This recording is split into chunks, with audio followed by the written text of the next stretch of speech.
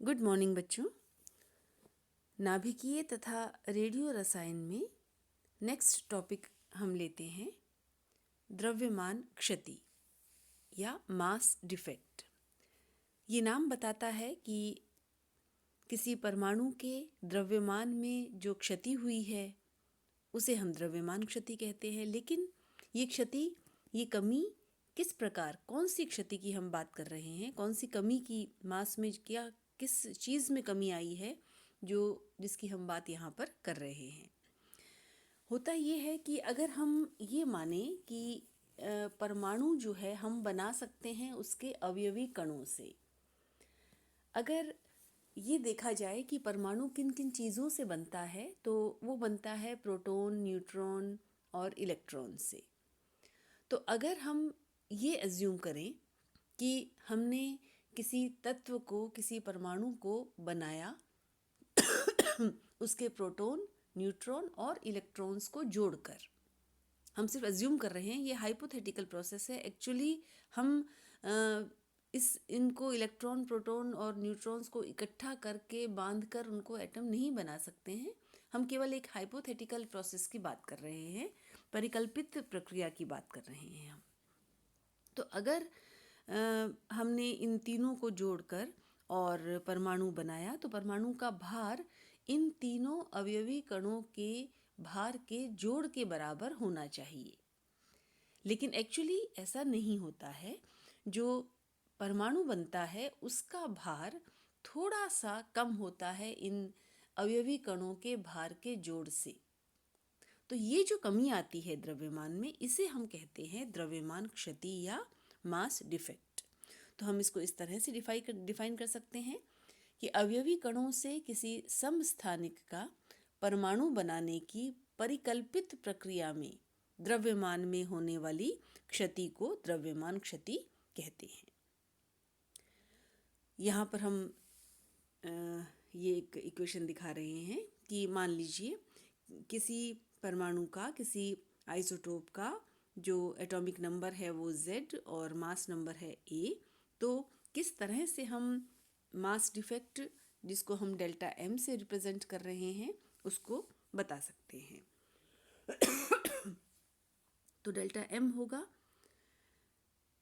Protons, उस तत्व के प्रोटॉन, न्यूट्रॉन और इलेक्ट्रॉन्स का मास का जोड़, जो कि होगा Z इंटू MP।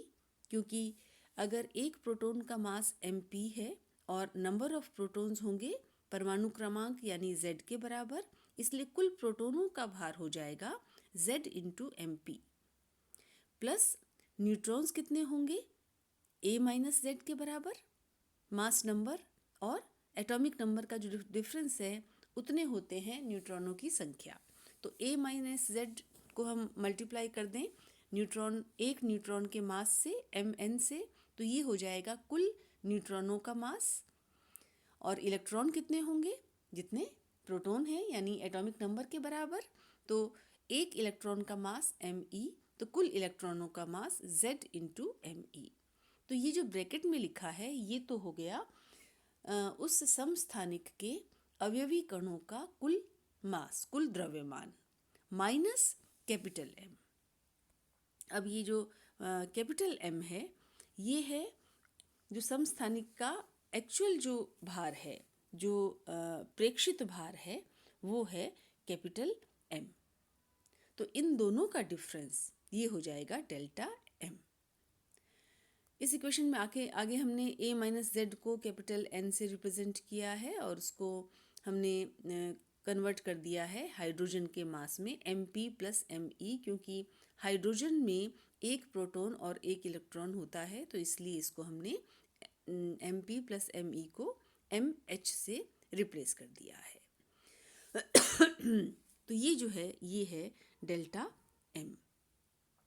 अब ये जो कमी आती है द्रव्यमान में, ये किस रूप में निकलती है, उसके लिए हम नेक्स्ट टर्म करेंगे बंधन ऊर्जा या बाइंडिंग एनर्जी। तो ये जो जब हमने कोई परमाणु या कोई न्यूक्लियस बनाया, कोई समस्थानिक बनाया, तो जो अभी हमने जिसकी बात की थी, जो द्रव्यमान में जो कमी आई है वो ऊर्जा में कन्वर्ट हो जाती है, एनर्जी में कन्वर्ट हो जाती है। और आपको मालूम है कि जब जब ऊर्जा में कमी आती है, एनर्जी कम होती है, तब तब स्टेबिलिटी बढ़ती है उस सिस्टम की, उस सिस्टम का स्थायित्व जो है वो बढ़ जाता है। तो यहाँ पर अगर डेल्टा एम के बराबर कमी आई है किसी एटम को बनाने में, तो कितनी ऊर्जा निकलेगी? वो होगी delta M into C square के बराबर। तो ये आइंस्टीन की इक्वेशन है, E इज इक्वल टू, बहुत फेमस इक्वेशन है, E is equal to delta M C square, जहाँ डेल्टा एम है मास डिफेक्ट और C है वेलोसिटी ऑफ लाइट। तो इतनी ऊर्जा, E के बराबर ऊर्जा जो है वो निकलती है, और इसे हम कहते हैं बंधन ऊर्जा या बाइंडिंग एनर्जी, क्योंकि ये वो ऊर्जा है जो किसी एटम को जोड़ कर रख रही है, बांध कर रख रही है। इतनी ऊर्जा निकली, उतने ही अमाउंट से जो समस्थानिक है वो स्टेबलाइज हो गया, उतना ज़्यादा स्थायित्व उसको मिला, उतना ज़्यादा वो जुड़ कर रहेगा। तो इसलिए इसका नाम दिया गया बंधन ऊर्जा या बाइंडिंग एनर्जी, वो एनर्जी जिसके निकलने से एटम जुड़ता है, बंध कर रहता है। इसको अगर हम सिंप्लीफाइड वे में देखें डेल्टा एम सी स्क्वायर को, तो अगर हमें डेल्टा एम दिया है और हमको एनर्जी कैलकुलेट करनी है, तो एक सिंपल सा फॉर्मूला है कि हम डेल्टा एम को मल्टीप्लाई कर दें 931.5 मिलियन इलेक्ट्रॉन वोल्ट से। यहाँ पर डेल्टा एम जो है वो हमने लेना है AMU में, एटॉमिक मास यूनिट में। तो अगर delta M atomic mass unit में है, जो कि होता है 1.66 इंटू 10⁻⁻24 ग्राम के बराबर, डेल्टा एम को हम मल्टीप्लाई कर दें 931.5 से, तो हमें मिल जाएगा E, बाइंडिंग एनर्जी या बंधन ऊर्जा। बंधन ऊर्जा अलग अलग एटम्स की कंपेयर करने के लिए हम इसको निकालते हैं पर न्यूक्लियॉन, यानी प्रति न्यूक्लियॉन औसत बंधन ऊर्जा।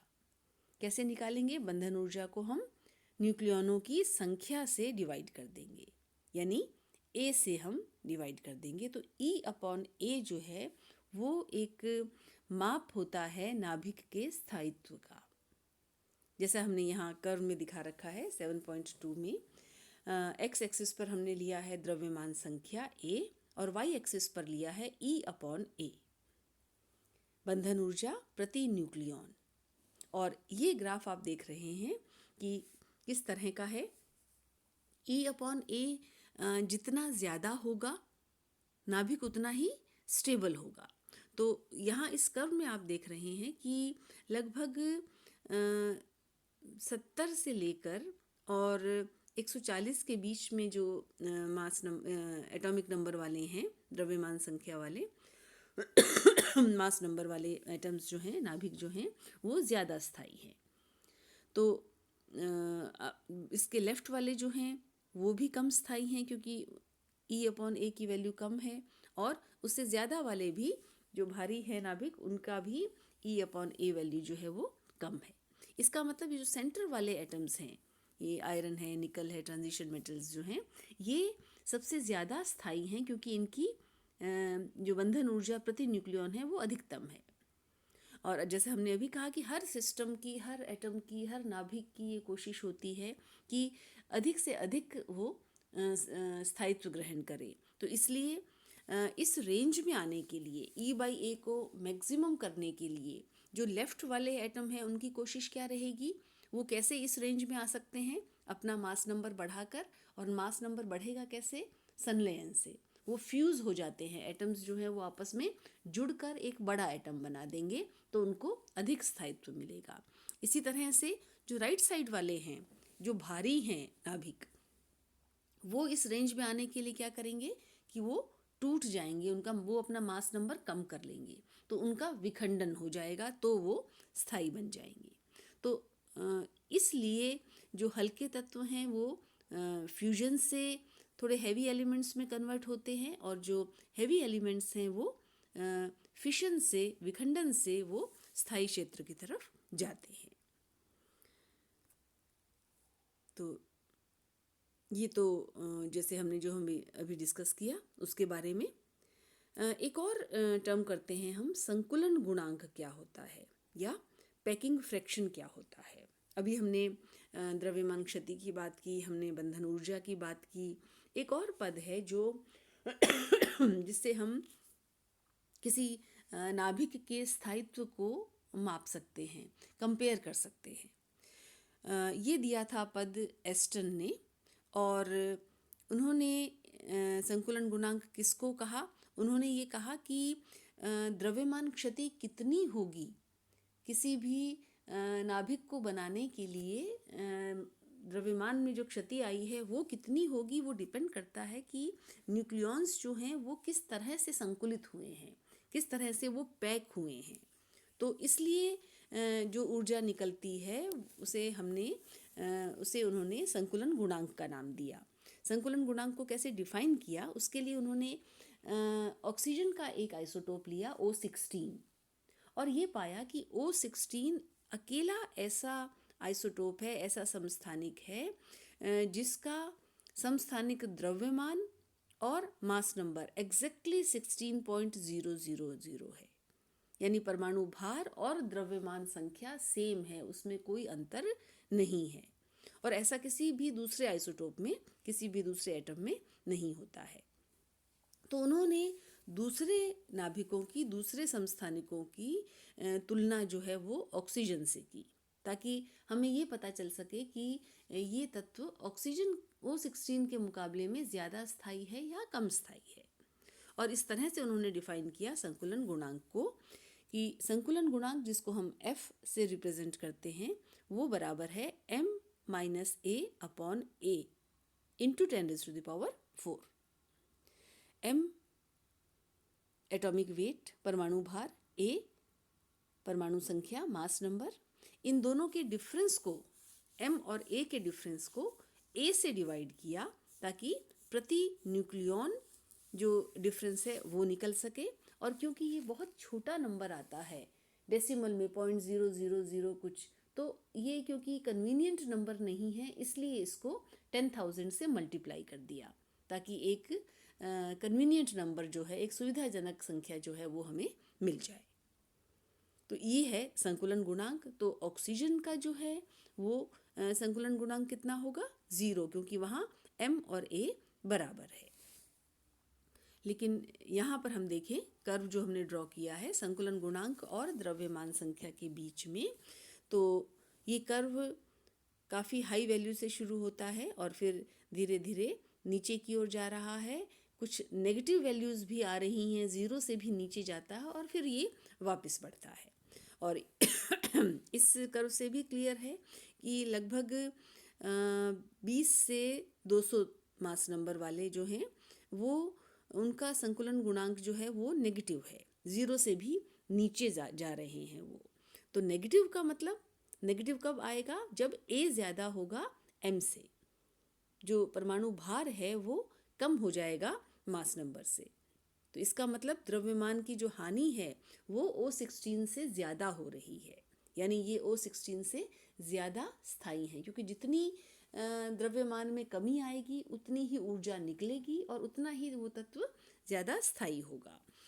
तो ये जो रेंज है इसमें ये वाले एटम ऑक्सीजन 16 के कंपैरिजन में ज़्यादा स्थायी होंगे।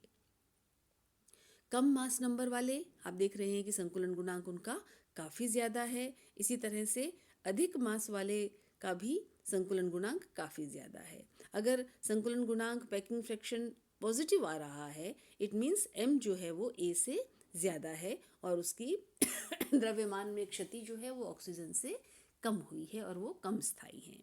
तो वही कंक्लूजन जो हमने बंधन ऊर्जा के आधार पर निकाला था कि कम जो मास नंबर वाले हैं वो भी कम स्थायी हैं, अधिक मास नंबर वाले तत्व भी कम स्थायी हैं। इसलिए कम मास नंबर वाले यानी हल्के जो नाभिक हैं उनकी कोशिश रहती है कि वो संलयन के द्वारा, फ्यूजन के द्वारा अधिक स्थायी वाली रेंज में चले जाएं, और उसी तरह से भारी जो नाभिक हैं उनकी कोशिश रहती है कि वो विखंडन या फिशन के द्वारा अधिक स्थायी वाली रेंज में चले जाएं, और इसलिए फिशन और फ्यूजन होते हैं।